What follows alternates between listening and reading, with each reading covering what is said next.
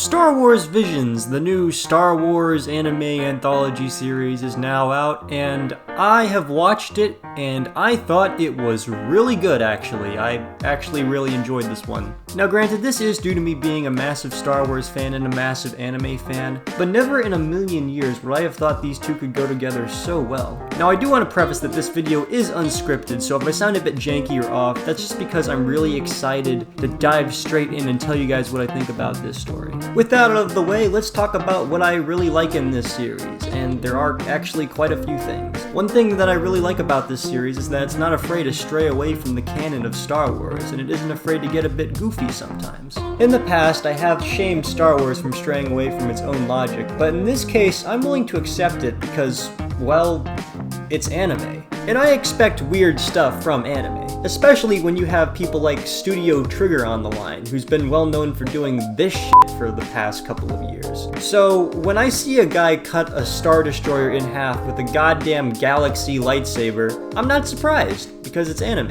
And in general, this series is able to get really creative with its world building and premises for the stories. One of the reasons why I like The Mandalorian is it's essentially a Star Wars Western. And Star Wars Visions is essentially just them taking every episode in a different direction.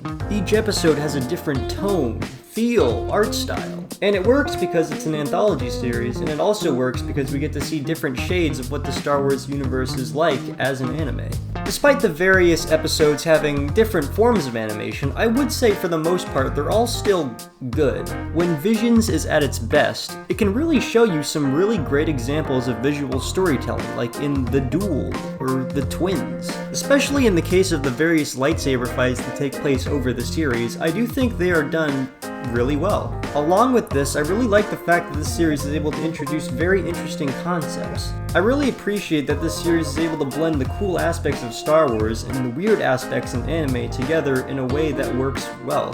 Finally, one more thing that I will say is that the music slaps. Even in the weaker episodes, I will admit the score is really amazing. That's basically a given with Star Wars, is that even their worst outings still have great music, but you know, still, it's something worth mentioning. Now in the case of negatives for this series, I don't think there are that many, but there are still a couple problems I had with it. First off, while I do like anime, I will admit there are some premises that can get a bit too stupid for me to follow, particularly the one with the Tatooine band. Like, what the hell is this?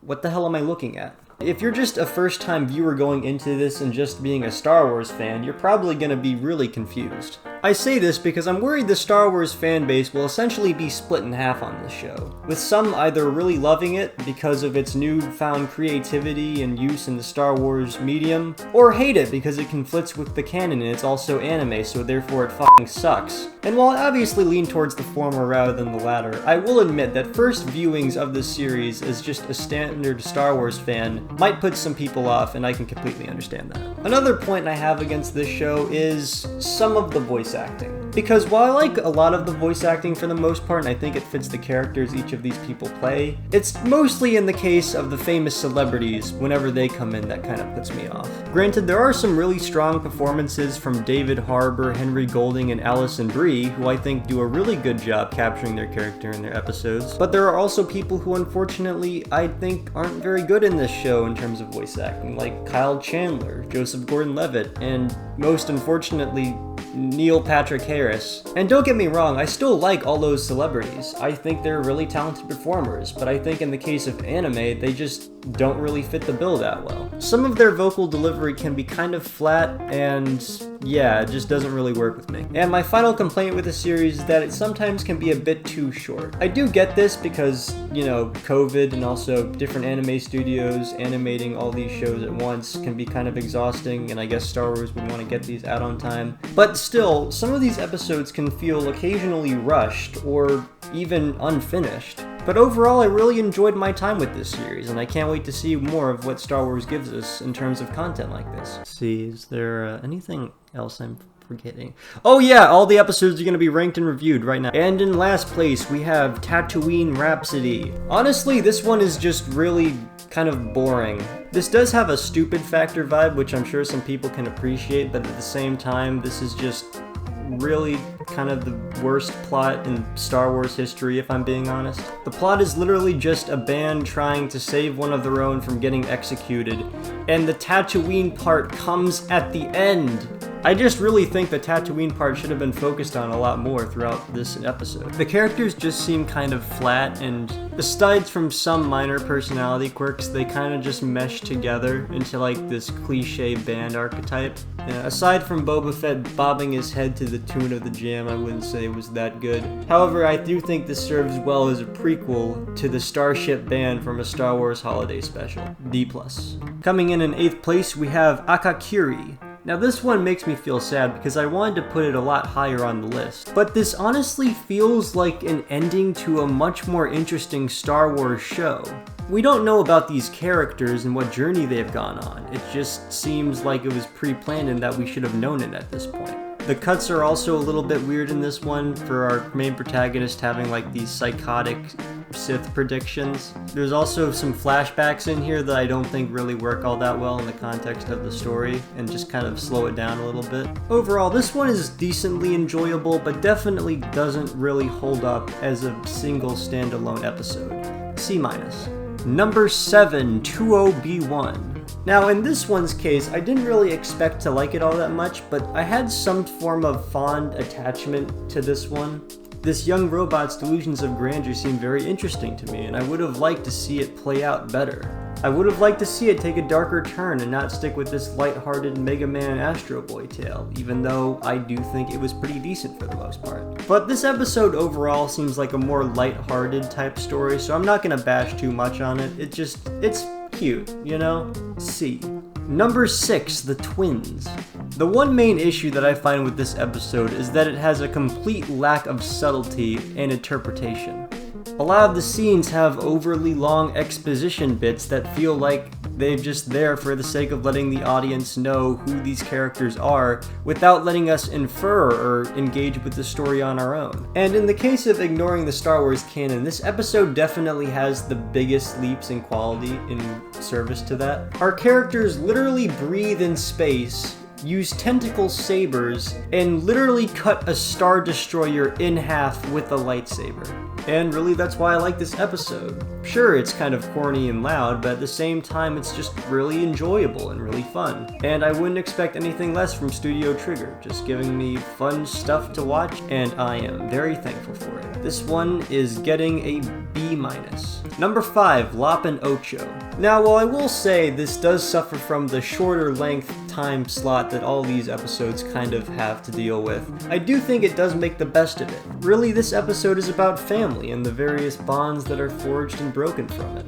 Loop, I think, is a very nice protagonist in this, and I think is one of the more notable characters within the series as a whole. It's just good to have a non-human character lead this story, and I very much appreciate that. And unlike the twins, it doesn't have to feel like it needs to explain everything to you. It just lays out the groundwork and lets the story go ahead. It's not perfect, but it is still pretty fun and a pretty nice emotional ride on top of that. I'm gonna give this one a B. Number 4, The Village Bride. First off, I will say that visually, this is one of my favorite episodes in the series. Just the colors and everything is popping off. It just looks so good and luscious, and this world and this entire area the characters in it just looks so good, bro. And on top of that, this episode also happens to carry a very well-crafted score. I'm actually surprised in how good the music is in this one, and if anything, this probably has the best score out of all the episodes. I do think the character in this story also works really well. It's essentially just a story of self-healing and how she's gonna overcome it.